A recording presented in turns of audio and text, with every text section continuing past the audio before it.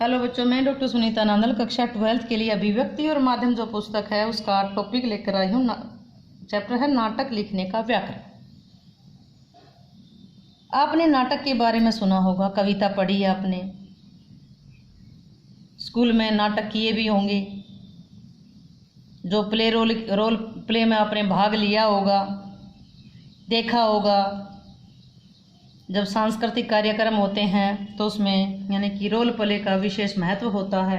तब 26 जनवरी पर, 15 अगस्त पर विद्यालय के सांस्कृतिक कार्यक्रमों में आपने भाग भी लिया होगा, देखा भी होगा, सुना भी होगा, पढ़ा भी होगा। तो वही चीज़ लेकर आई हूँ, नाटक लिखने का व्याकरण। नाटक क्या है, नाटक और अन्य विधा। प्रश्न है, नाटक और अन्य विधाओं पर प्रकाश डालिए। साहित्य में अनेक विधाएं हैं। प्राचीन काल में इंद्रियों के आधार पर काव्य के दो भेद किए थे, दृश्य काव्य और श्रव्य काव्य। दृश्य काव्य जो आंखों को दिखाई दे, दृश्य काव्य है, इसका संबंध नाटक से है। श्रव्य काव्य जो सुनाई दे, जैसे कविता है, कहानी है, उपन्यास है। संस्कृत में तो दृश्य काव्य को श्रव्य काव्य से उत्कृष्ट माना गया है। संस्कृत में कहा गया है, काव्यसु नाटकम स्वरम्यम। नाटक अपनी कुछ निजी विशेषताओं के कारण दूसरों से सर्वथा अलग है। जहाँ नाटक देखने को लिखा जाता है वह अन्य सभी विधाएं पढ़ने के लिए होती। नाटक को यदि हम अलग कर दें तो श्रव्य काव्य में पद, गद्य और पद दो भेद किए जा सकते हैं। पद के अंतर क्या है? महाकाव्य, खंड काव्य, गीति काव्य, मुक्तक काव्य की चर्चा की जाती है। गद्य के अंतर्गत उपन्यास, कहानी, निबंध, आलोचना, रेखा चित्र, संस्मरण, यात्रा वृत्तांत आदि विभिन्न विधाओं की चर्चा की जाती है। परंतु इन सभी विधाओं में नाटक को अधिक महत्व दिया जाता है। अन्य विधाएं अपने लिखित रूप में एक निश्चित और अंतिम रूप को प्राप्त कर लेती है। नाटक अपने लिखित रूप में एक आयामी होता है। रंगमंच पर अभिनीत होने पर नाटक पूर्णता को प्राप्त करता है। आपने अगर मान लो कि आपकी पुस्तक का कोई नाटक है और आपने अगर उसका रोल प्ले कर लिया तो आप उस चैप्टर को पूरी जिंदगी भूल नहीं पाएंगे। 11th का रजनी वाला चैप्टर देख लेके चलिए, अगर आपने वो एक नाटक के माध्यम से उसका मंचन किया है तो आप उस चैप्टर को भूल नहीं पाएंगे। संक्षेप में हम कह सकते हैं कि साहित्य की अन्य विधाएं पढ़ने या सुनने के लिए होती हैं, परंतु नाटक पढ़ने व सुनने के साथ साथ मंच पर अभिनीत यानी एक्टिंग करने के लिए होते हैं। अगला है, नाटक में समय का बंधन होता है। इसका क्या मतलब है? नाटक में समय का बंधन कैसे होता है? जब नाटककार नाटक लिखने बैठता है तो उसे समय की सीमा का ध्यान रखना होता है। इसी को हम समय का बंधन कहते हैं। नाटक रंगमंच पर 2 से 2.5 घंटे की अवधि में अभिनीत किया जाना चाहिए, ज़्यादा समय नहीं होना चाहिए, क्योंकि दर्शकों के पास इतना समय नहीं होता कि वे नाटक को लंबे समय तक देख सकें। यही कारण है कि नाटककार समय सीमा का ध्यान रखकर ही नाटक की रचना करता है। जैसे मूवी हो, 3 घंटे से ज़्यादा नहीं हो, यानी कि 2.5 और 3 घंटे में समाप्त होती है, यही नाटक का समय है। नाटककार नाटक लिखते समय भले ही भूतकाल भविष्यत काल से विषय का चयन करे, परंतु उसे अपने नाटक को वर्तमान काल में ही संयोजित करना होता है। नाटक का समय निर्धारित होता है 2 से 2.5 घंटे, और उसमें काल कौन सा होगा? वर्तमान काल में। यही कारण है कि नाटक के मंच निर्देश वर्तमान में लिखे जाते हैं। जहाँ तक कहानी, उपन्यास, कविता का प्रश्न है, वो चाहे ऐतिहासिक हो, पौराणिकों से संबंधित हो, वर्तमान में बिना किसी बाधा के पढ़े जा सकते हैं। लेकिन नाटक के सभी घटनाएं एक विशेष स्थान पर विशेष समय में वर्तमान काल में घटित होना चाहिए। हमें अतीत की घटनाओं को नाटक में पुनः घटित होते देखना चाहते हैं। नाटक में समय के बंधन के बारे में एक बार और तथ्य उल्लेख करना जरूरी है कि साहित्य की अन्य विधाओं, कहानी, उपन्यास, कविता को हम पढ़ते पढ़ते सुनते हुए किसी कारणवश छोड़ सकते हैं, बाद में वहीं से शुरू कर सकते हैं, लेकिन नाटक में ऐसा संभव नहीं है। यदि कोई दर्शक अभिनीत किए जाने वाले नाटक को बीच में छोड़कर चला जाए तो पुनः नाटक के उसे भाग को नहीं देख सकता। नाटककार को इस बात का ध्यान रखना पड़ता है कि दर्शक कितने समय तक अपने सामने नाटक के कथानक को घटित होते देख सकता है। नाटक में जिस चरित्र का निर्माण किया जाता है उसका पूरा विकास होना चाहिए, इसलिए नाटक में समय का बंधन आवश्यक है। नाटक में 3 अंक होते हैं, इसलिए नाटककार को समय का ध्यान में रखते हुए अंकों का विभाजन होता है।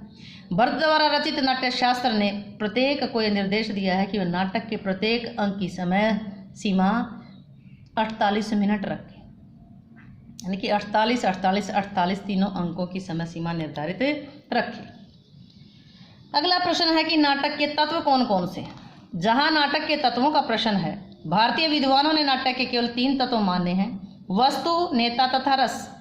परंतु नाटक के अंतर्गत उन्होंने वृत्ति का विवेचन भी किया है। अभिनय को नाटक का मूल तत्व माना है। इस रूप में कथा वस्तु, पात्रों का चरित्र चित्रण, रस तथा अभिनय वृत्ति नाटक के 5 तत्व कहे जाते हैं। परंतु पश्चिम आचार्यों ने नाटक के 6 तत्व माने। कथा वस्तु, इसको कथानक भी कहते हैं। पात्र चरित्र चित्रण, उसमें पात्र कौन कौन से आते हैं। संवाद कथोपकथन, जिसको डायलॉग कहते हैं। उद्देश्य क्या है, नाटक का उद्देश्य क्या है। भाषा शैली कैसी है, देश काल और वातावरण कैसा है। परंतु 7वें तत्व अभिनेता, इसमें नाटक में अभिनय या अभिनेता ये भी आवश्यक है। कथा वस्तु लेते हैं पहला, यह नाटक का पहला महत्वपूर्ण तत्व है। सबसे पहले नाटककार को नाटक का कथ्य किसी कहानी के रूप में, किसी शिल्प अथवा फॉर्म के रूप में प्रस्तुत करना होता है। यदि नाटककार को शिल्प की या संरचना की समुचित जानकारी होगी तभी तो वह कार्य को संपन्न कर पाएगा। उसे इस बात का हमेशा ध्यान रखना होता है कि नाटक मंच पर अभिनीत होना है। ऐसी स्थिति में घटनाओं, स्थितियों, दृश्यों का चुनाव करता है कि इन चीज़ों को स्टेज पर, मंच पर दिखाया जाएगा। फिर उसे कर्मानुसार नियोजित करता है कि पहला ये सीन होगा, उसके बाद ये होगा। उसे शून्य से शिखर तक की यात्रा पूरी करनी होती है, तभी वह नाटक की कथा वस्तु का सही ढंग से निर्माण कर सकता है। दूसरा है संवाद। नाटक का सर्वाधिक महत्वपूर्ण ये जान होता है संवाद। अन्य विधाओं में संवाद उतना आवश्यक नहीं जितना कि नाटक के लिए। नाटक में तनाव, उत्सुकता, रहस्य, रोमांच, उपसंहार आदि स्थितियों का होना जरूरी है। इसके लिए परस्पर विरोधी विचारधाराओं के संवाद नाटक को 4 चांद लगा देते हैं। आपने टीवी में सीरियल देखे होंगे जिनको नाटक बोलते हैं, वो लगातार लंबे चलते हैं कि आज उसका ये सीन है, आज उसका ये सीन है। यही कारण है कि भारतीय और पाश्चात्य नाट्य शास्त्रियों ने नायक, प्रतिनायक, सूत्रधार की परिकल्पना की है। यानी कोई हीरो है, कोई विलेन है। यदि संवाद क्रियात्मक और दृश्यात्मक होंगे तो और भी ज़्यादा प्रभावशाली सिद्ध होंगे। जिस नाटक में इस तत्व की प्रधानता होती है वही नाटक अधिक सफल होता है। यदि संवाद असंख्य संभावनाओं को उजागर करते हैं तो बड़े सशक्त माने जाते हैं। हैमलेट और स्कंदगुप्त के उदाहरण देखिए। Hamlet be or not to be, Hamlet to be or not to be. Skandagupta, अधिकार सुख कितना मादक और सारहीन है। स्कंदगुप्त कहता है अधिकार सुख कितना मादक और सारहीन है। ये इसके संवाद थे। हैमलेट कहता है to be or not to be. Skandagupta क्या कहता है, अधिकार सुख कितना मादक और सारहीन। ये ध्रुव स्वामिनी का संवाद है, जयशंकर प्रसाद द्वारा लिखित पुस्तक है ध्रुव स्वामिनी। अगला है पात्र और चरित्र चित्रण। नाटक में जितना संवादों का महत्व है उतना ही पात्रों का भी है। पात्रों की उपस्थिति से ही संवादों की संभावना उत्पन्न होती है।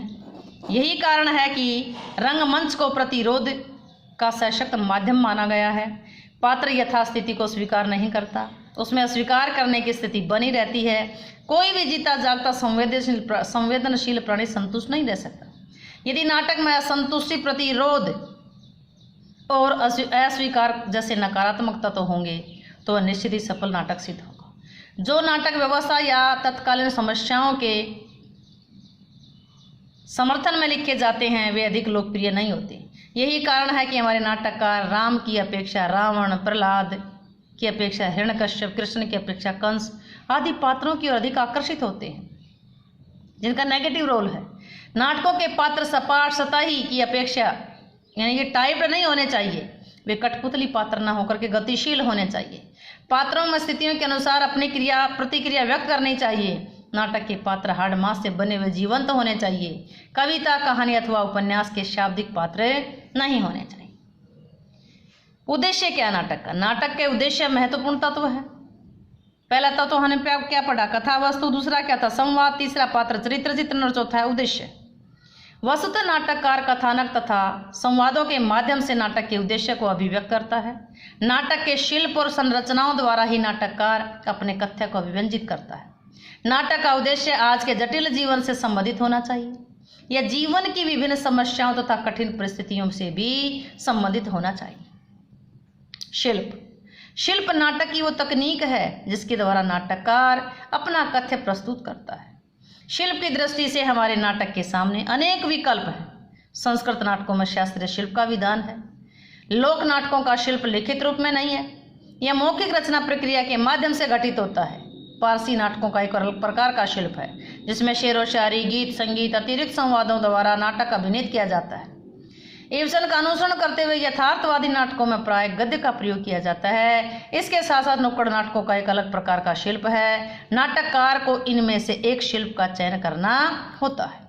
इसी प्रकार भाषा शैली, देश काल, वातावरण और अभिनय वो भी इसी तत्व आदि अन्य तत्व भी इस शिल्प में समाहित हो जाते हैं, समा जाते हैं। तो हमने ये पढ़ा नाटक लिखने का व्याकरण, नाटक क्या है, नाटक में समय का क्या बंधन होता है, नाटक के तत्व कौन कौन से होते हैं। उम्मीद है कि ये चैप्टर आपको समझ आया होगा। समझ आया हो तो वीडियो को लाइक करें, शेयर करें, चैनल को सब्सक्राइब करना ना भूलें।